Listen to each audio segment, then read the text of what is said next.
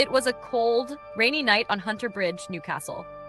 A car stopped halfway, engine still running, driver gone. When the police arrived, only a single boot print was left, and a wedding ring, dripping with blood. Locals say the river still remembers that scream. The river keeps secrets. The rain had been falling for hours, thin, cold lines cutting through the orange glow of the street lamps. Newcastle's Hunter Bridge looked deserted, except for a single police cruiser parked sideways across the lane. Its red and blue lights bled into the wet asphalt like veins pulsing in the dark. Detective Miles Carver stepped out, his boots splashing in shallow puddles. He pulled the collar of his gray coat high against the wind. Behind him, Constable Jenna Ward followed, her torchlight bouncing across the slick surface of the bridge. "Cars registered to a Thomas Wren," she said, reading from her notebook. 37. Local builder. Wife reported him missing 6 hours ago. Miles nodded, peering into the abandoned Holden Commodore. The driver's door hung half open, the engine still humming softly. Inside, the passenger seat was soaked in rain and blood. "Jesus," Jenna whispered. "Get forensics out here," Miles muttered. "And check downstream. If he jumped, or was pushed, he's probably in the water by now." The Hunter River below was black and restless, swallowing the rain. Miles leaned on the railing, staring into the current. Somewhere beneath that dark sheet, a secret was already sinking. By dawn, the bridge was taped off. Reporters gathered behind the barricade, their umbrellas crowding like dark wings. Miles ignored them and walked to the tent where forensics were packing up. "Find anything?" "Not much," said Senior Tech Harris, shaking his head. "Driver's side's clean. But look at this." He handed Miles a small evidence bag. Inside it was a wedding ring, silver, engraved with a single word, Clara. Miles stared at it. "His wife's name?" "Yeah, but there's something else. You'll want to see this." Harris motioned him over to the car's boot. Inside lay a mud-smeared construction hammer, its handle cracked, a faint smear of red at the base. Miles sighed. "Blood? Preliminary says human. We'll know soon enough." Later that morning, at the Wren residence in Meriwether, rain still tapped the windows as Miles sat across from Clara Wren. She was pale, calm, too calm, he thought. Her eyes were sharp, green, and fixed somewhere far away. "When did you last see your husband, Mrs. Wren?" he asked. "Last night, around 9. He said he had a job to finish, some repairs near the bridge." "Did he seem upset? Angry?" Clara shook her head slowly. "He's been distant ever since the accident at the site last month." "What accident?" "One of his men fell, broke his spine. Thomas blamed himself, but that's not who my husband was, Detective. He wouldn't just disappear." Miles placed the ring bag on the table. "Does this belong to him?" Her eyes flicked to it, then away. A pause. "Yes," she said finally. "That's mine too. It was part of a matching set." "Funny," Miles said softly. "We found it in his car with blood." Clara's breath caught. "Blood? You mean he's dead?" "We don't know yet," Miles replied. "But if he isn't, he's running from something." That night, the news ran wild. "Bloody bridge mystery. Builder vanishes in storm." Headlines sprawled across local screens, feeding the city's hunger for tragedy. In the dim glow of his apartment, Miles poured himself a drink. His phone buzzed. Unknown number. He answered. "Carver."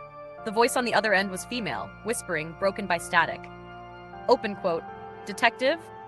You're looking for Thomas Wren, aren't you?" Close quote. Miles straightened. "Who is this?" Open quote. "He didn't fall, he was taken." "And you're next." Close quote. The line went dead. He stared at the phone, the rain hammering his window. It could have been a prank. But something about that voice, low, urgent, almost pleading, made his skin tighten. The next morning, Miles drove to the construction site where Wren had last worked. The place was half finished, steel beams, scaffolding, puddles reflecting the gray sky. A lone worker, an older bloke named Ray Doyle, smoked by a cement mixer. "Ray Doyle?" Miles asked, flashing his badge. "You worked with Thomas Wren?" Ray nodded. "Yeah, bloody shame what happened. Tommy was a good boss." "What happened the night he went missing?" Ray shrugged. "He called me round 8. Said he had to meet someone near the bridge. Sounded nervous, though. I asked who, he said. An old mate who knows too much. That's all." Miles frowned. "Any idea who this mate was?" "No, but I know Tommy kept some kind of ledger. He called it insurance. Locked it in his workshop." The workshop stood behind the Wren house, a small corrugated shed, padlocked. With Clara's permission, Miles cut it open. Inside, the smell of oil and timber filled the air. Tools were neatly arranged, dust still fresh. He searched the drawers, nothing. Then, behind a loose panel near the bench, he found a small leather notebook. He opened it. Inside were names, dates, and cash amounts. Hundreds of thousands of dollars. Next to some names, one word appeared repeatedly: counsel. He turned another page and froze. There, scrawled in a hurried hand, were 3 words that made his stomach tighten. Open quote. They killed Ben. Close quote. He didn't know who Ben was, but he remembered the accident Clara had mentioned. A worker who fell. Maybe Ben. Maybe not an accident. By evening, the wind picked up again. Miles sat in his car outside the Wren home, watching lights flicker inside. Clara moved from room to room, talking to someone on the phone. Her expression tense, fearful. He was about to step out when a black SUV pulled up across the street. 2 men in dark coats sat inside, not moving. Their headlights were off. Miles waited. After a few minutes, the SUV drove off slowly toward the highway. He called Jenna. Trace any vehicles matching a black Range Rover, no plates, around Meriwether tonight. What's going on, sir? I think Mrs. Wren's hiding something, and someone's watching her. At 11:45 p.m., Miles returned to the Hunter Bridge. The water had risen, pushing against the concrete pylons with a dull roar. He stood where Wren's car had been found. He could still see the faint chalk marks, the bloodstains washed thin by rain. He looked down at the river, his reflection trembling on the black surface. Why here, Thomas? He murmured. What did you know? A flash of lightning illuminated the far end of the bridge, and for a split second he saw a figure standing there. Tall, still, watching. He blinked. Gone. Footsteps echoed behind him. He turned sharply. Jenna was walking up, her coat drawn tight. Sir, you need to see this. She handed him a printed phone record. Unknown number that called you last night, traced to a prepaid mobile bought in Muswellbrook and used near the bridge again tonight. Miles looked around. The storm hissed louder. Whoever she is, Jenna said, she's close. They followed the sound, a faint metallic clatter from under the bridge. Miles drew his torch and gun, stepping carefully down the embankment. Beneath the bridge, the concrete pillars rose like giants in the dark. Water slapped against the supports, and then they saw her. A woman crouched by the base of a pylon, half-soaked, shivering. Her hair stuck to her face, her hands red and scraped. Police! Miles shouted. Stand up, slowly. She looked up. Her eyes were wild, terrified. Please, she whispered. Don't shoot. I tried to warn you. Miles lowered his weapon slightly. You called me? She nodded weakly. He's not dead. They took him because he found out about the council money. About the bridge contract. Miles exchanged a look with Jenna. Who took him? Before she could answer, a gunshot cracked through the rain. The woman's body jerked and she collapsed into the mud. Miles spun toward the sound, nothing but darkness beyond the bridge. Sniper! He yelled. Take cover! Jenna dragged the woman behind a pillar. Blood spread fast across her jacket. Miles pressed his hand to the wound, but she was already slipping. Her last words trembled from her lips. Open quote. Find the second ledger under the bridge. Close quote. And then she was gone. The storm swallowed her final breath. Miles looked up at the roaring night, rage twisting in his chest. Somewhere in the rain and concrete, someone had just declared war. The ledger in the river. Rain hammered Newcastle through the night. By sunrise, Hunter Bridge looked deserted again. Police tape fluttering, evidence markers soaked and curling. Detective Miles Carver stood at the edge, soaked to the bone, staring down at the river where the mysterious woman had died. Her name, they later learned, was Leah Morton, age 31, former council clerk. Resigned 3 months ago, no next of kin listed. She'd worked under a department that handled local infrastructure contracts, including the Hunter Bridge Restoration Project. Miles tossed his cigarette into the water. Council money, she'd said, bridge contract, and find the second ledger. He turned to Constable Jenna Ward, who looked exhausted but alert. You think she was bluffing, sir? She died trying to tell us something. Miles replied, That's not a bluff. Jenna crossed her arms, shivering. So we go diving for a notebook now? Miles smirked grimly. If that's where the truth is hiding, then yeah, we dive. At noon, divers from the Marine unit scanned the lower pylons with sonar. The Hunter River was dark and unforgiving, swirling with mud and debris. After an hour, they surfaced, shaking their heads. Visibility's crap, one diver said, but we found this wedged between two supports. He handed Miles a muddy, half-rotted plastic container, sealed with tape. Inside was a smaller metal tin, and inside that, a notebook wrapped in plastic film. When Miles peeled it open, the ink had bled, but words were still legible, pages filled with neat handwriting, dates, figures, names, same as before, cash amounts. Council members, contractors. But this time, next to the payments, were initials.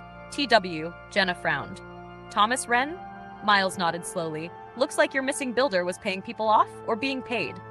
He flipped further. Near the end, in darker ink, one sentence stood out. Open quote. If anything happens to me, she knows where the photos are. Close quote. She? Jenna asked. Clara Wren, Miles said quietly. By evening, Miles sat across from Clara again. The rain had paused, but thunder still rolled far off, like a warning. Her eyes were red, but she didn't look surprised to see him. Another visit, detective? Have you found my husband? Not yet, Miles said, but I found something else under the bridge. He placed the waterlogged notebook on the table. Her face went pale. Recognize this? She shook her head too quickly. No, what is it? It's your husband's handwriting. Payments, council deals, cash transfers. You're listed too, indirectly. He was part of something dirty, Mrs. Wren. Clara swallowed. Her fingers trembled as she reached for the kettle, but didn't pour. You don't understand. Tom didn't want any of this. Then what did he want? To keep me alive. Miles leaned forward. Explain. She looked out the window, rain streaking down the glass like tears. They made him take the job, detective. Some company, Eastlake Developments, said they'd ruin him if he didn't. They controlled the council bids, the bridge work, the contracts, everything. When he found out the council was approving fake repairs for millions, he tried to back out. And that's when Leah Morton came in? Clara nodded slowly. Leah worked for the council. She warned him.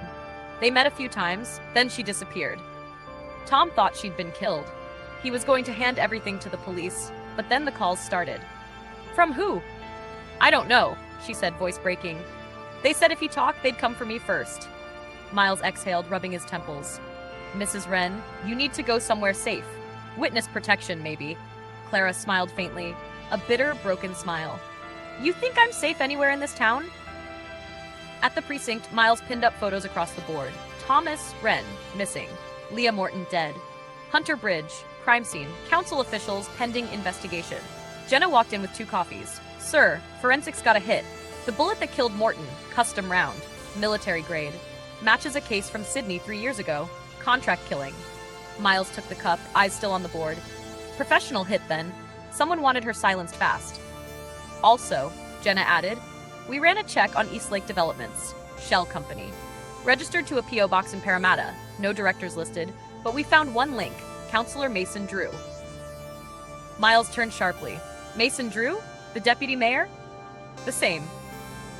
That night, Miles drove out to Mason Drew's estate, an expensive spread overlooking Lake Macquarie. The place reeked of money. 2 security guards at the gate. Miles flashed his badge, ignored the protests, and walked straight in. Mason Drew met him at the door, tall, polished, wearing a smile too smooth to trust.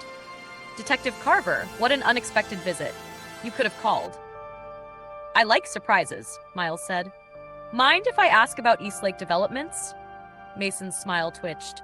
A legitimate contractor. I approve many. Why? Because 2 people are dead, one's missing, and all roads lead to your office. The counselor chuckled lightly. Detective, you're chasing shadows. A tragic accident, that's all. Bridges collapse, people drown, rainy nights play tricks on the mind. Miles stepped closer. A woman was shot through the heart under that bridge. Your name's in a ledger full of bribes. Tell me, Mason, how do you sleep? Mason's eyes turned cold. Careful, detective. Careers end quickly when they climb the wrong ladder. Miles held his gaze for a moment, then turned to leave. I'll remember that, when yours ends first. Back at his apartment, Miles couldn't sleep. His walls were plastered with photos and maps. The pattern was clear. Eastlake, Council, Wren, Morton, all threads of one web. He poured another drink, sat on the couch, and stared at the rain outside. Then his phone buzzed again. Unknown number. He hesitated, then answered. Open quote. Detective Carver. Close quote. A man's voice this time. Calm. Almost polite. Open quote. You're digging too deep, mate. Let it go. Close quote. Who is this? Open quote, someone who doesn't want to see you end up like the others. Walk away from Hunter Bridge. Close quote. Miles said nothing. The line went dead again. He stared at his reflection in the window. For the first time, he realized how alone he was. Morning came gray and bitter. Miles met Jenna near the riverbank, where forensics had set up a new search zone. "Sir, you might want to see this," said Harris, the tech from before. They followed him to the muddy shore. There, caught in the roots of a willow tree, was a black duffel bag, soaked but intact. Inside, clothes, tools, and an ID card. Thomas Wren's. "Looks like he didn't go far," Jenna said. Miles crouched, examining the items. There was also a small waterproof USB drive taped to the inside flap. He pocketed it carefully. "Let's see what you were hiding, Tommy." At the precinct, the IT team decrypted the USB. It contained photos, grainy surveillance images showing men in suits exchanging envelopes near the bridge construction site. One of them was clearly Mason Drew. Another, blurred but recognizable, was Thomas Wren. In the last photo, time-stamped the night Wren vanished, Drew was handing something to a man in a dark jacket. The man's face was hidden, but his car wasn't. Miles zoomed in. A black Range Rover, no plates. "The same SUV that watched Clara's house," Jenna said quietly. "Yeah," Miles muttered, "which means Thomas didn't vanish. He was taken." That night, Miles drove out to the industrial edge of Newcastle, following a hunch. The Range Rover had been sighted again near an abandoned shipyard. The place was silent except for the hum of rain on corrugated roofs. He parked, flashlight in hand, gun ready. Inside one of the warehouses, tire tracks crossed the floor. He followed them to a locked door. With one solid kick, it splintered open. In the corner of the room, under a flickering light, was a chair, and tied to it, bruised and barely conscious, was Thomas Wren. Miles rushed forward, cutting the ropes. "Wren, it's Detective Carver. You're safe now." Thomas coughed, his voice a rasp. You shouldn't have come." "Who did this?" "They call him the broker. Works for Drew, handles all the dirty money. He runs the bridge contracts, and the killings." "Where is he now?" Thomas looked up weakly. "Watching you." A single gunshot shattered the silence. The bullet tore through the window and smashed into the wall behind Miles. He dropped to the floor, dragging Wren down. Outside, tires screeched, an engine roared, and a black SUV disappeared into the rain. Miles stood up slowly, heart pounding. He turned to see Wren gasping, pale, clutching his side. Blood seeped through his shirt. "Stay with me, Thomas." Wren's eyes fluttered. "You have to finish it. Find the broker. He's the key." And then, just like that, Thomas Wren went still. Miles sat in the dim warehouse, the rain whispering through the broken glass, another life stolen by the same river's shadow. He picked up the fallen notebook from Wren's lap. One final entry scrawled in shaking hand. Open quote, "The broker is closer than he seems." The man called broker. The rain had stopped by morning. The shelf, but Newcastle still smelled of iron and salt. Detective Miles Carver stood outside the warehouse where Thomas Wren had died, his coat still stained with river mud. Forensics teams buzzed around him like flies over a carcass, bagging evidence, snapping photos. Constable Jenna Ward approached quietly, a coffee in each hand. "You look like hell, sir." Miles took one cup without a word, staring at the blood-stained floor. "He didn't deserve that." "No one does," Jenna replied softly. "But he left us something." She handed him a folded note that had been found in Wren's pocket. The paper was damp, words smudged but still legible. Open quote, "If I disappear, look at the contracts from 2018. The broker started there." Close quote, Miles muttered. 2018, that's when the East Lake Bridge maintenance tenders began. "Exactly," Jenna said, "and the approval officer for all those contracts was Mason Drew." They exchanged a look that needed no words. Back at headquarters, Miles stood before the evidence board again, the faces of the dead staring back at him. He pinned up a new photo, the warehouse where Wren had been found, and drew a thick red line from it to a printed document titled City Council Infrastructure Tenders 2018-2021. "Every deal routed through Eastlake Developments," he muttered, "and payments funneled through offshore accounts." Jenna zoomed in on the spreadsheet. "Sir, look at this. There's a pattern. Every contract Eastlake won was signed off by the same internal auditor. Name K. Halliday." Miles' brow furrowed. "Halliday? I know that name." He dug through old case files, flipping until he found it. Here, Detective Sergeant Kyle Halliday, Internal Affairs, retired 2 years ago. Guess what his nickname was? Jenna blinked. No. Miles smirked bitterly. Yeah, the broker. They drove out to Belmont, where Halliday supposedly lived in a coastal bungalow overlooking the lake. The air smelled of salt and diesel. Seagulls wheeled over the gray water. Miles knocked on the door. No answer. He peered through the blinds. Empty living room. TV still on static. Jenna nudged the side gate. Unlocked. Inside, the place looked abandoned but lived in. Half-packed boxes, unopened mail, dishes in the sink. On the desk lay a half-burned envelope marked Counsel Confidential. Miles flipped it open. Inside was a flash drive, half-melted, and a short note written in careful, deliberate script. Open quote, "They're coming. If I vanish, follow the bridge." Close quote. Before he could say anything, a soft click echoed behind them. Don't move, detective. Miles froze. Jenna's eyes widened. A man stood in the doorway, mid-50s, rugged face, gray stubble, gun steady in his hand. Halliday, Miles said slowly. You're the broker. Halliday sighed. Was. Long time ago. Where's Mason Drew? Still pulling strings. Still smiling for cameras. Miles took a step forward. You killed Thomas Wren. Halliday shook his head.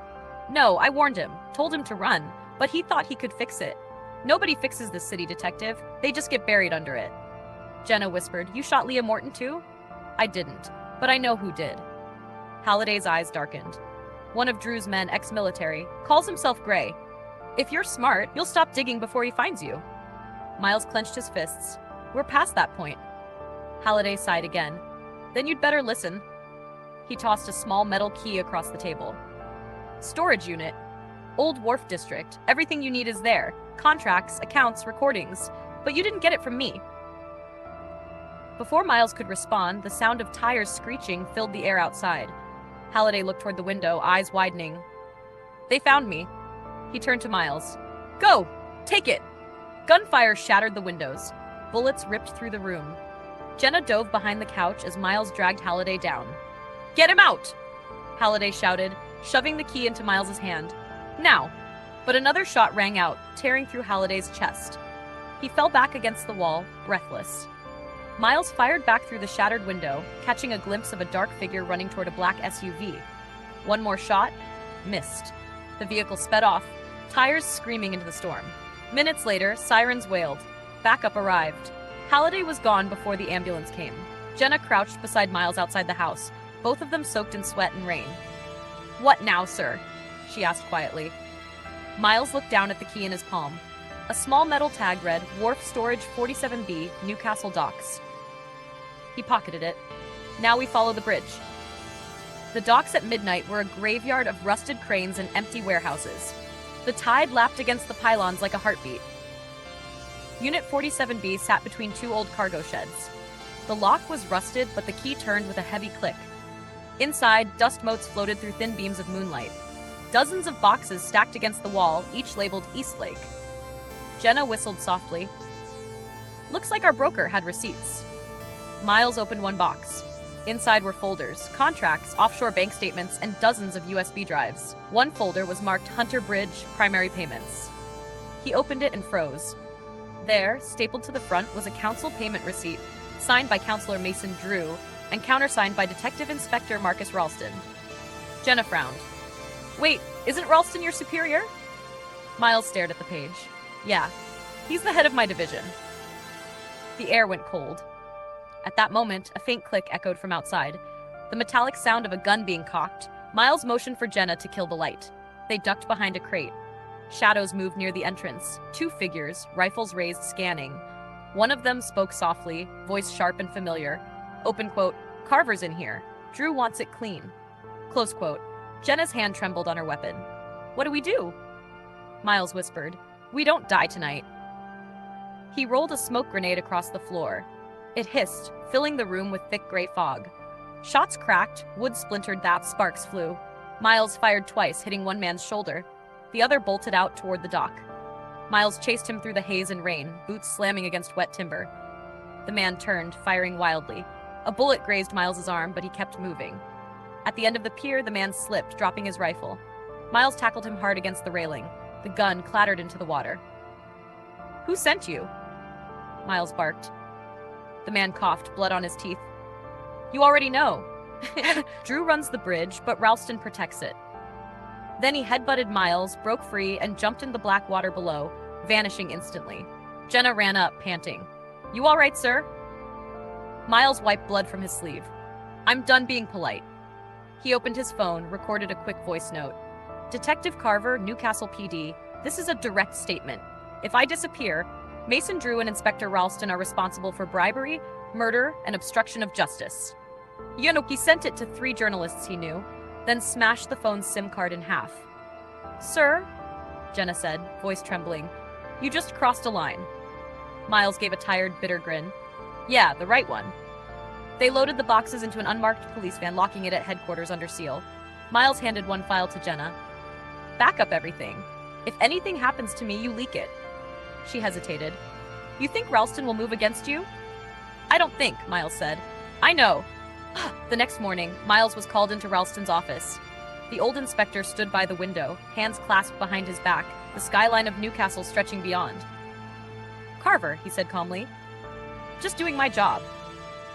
Ralston turned, eyes cold. Your job is to investigate crimes, not invent conspiracies. Mason Drew is a respected counselor. Miles tossed a file on his desk. He's also a murderer, along with your signature on half his dirty payments. Ralston's smile didn't waver. Careful, son. You're walking on thin ice. Then I hope you can swim, Miles said, turning to leave. Ralston's voice hardened. You won't get far with this. Miles didn't look back. I've already gone further than you ever thought I would. Outside, the rain began again. Light, steady, relentless. Miles stood under the awning of the precinct, feeling the drops on his face. He knew what was coming now. He'd uncovered the rot under Hunter Bridge, but it was spreading faster than he could stop it. And somewhere out there, someone was already loading another rifle.